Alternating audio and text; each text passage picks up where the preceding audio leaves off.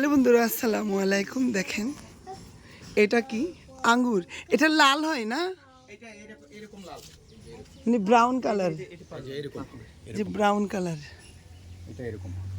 মিষ্টি হয় তো না? এই যে বাবু, এই যে তোমার মিষ্টি আঙ্গুর, এটা মিষ্টি কালারিং হবে নাকি? মাখলে কালার। মানে একটা ব্রাউন কালার বড় বড় আঙ্গুর আছে, ওইটাই এটা। জি না, এটা ওই বড়টা না, এটা হলো মিশরীয় একটা জাত। ও, এটা মিশরীয়।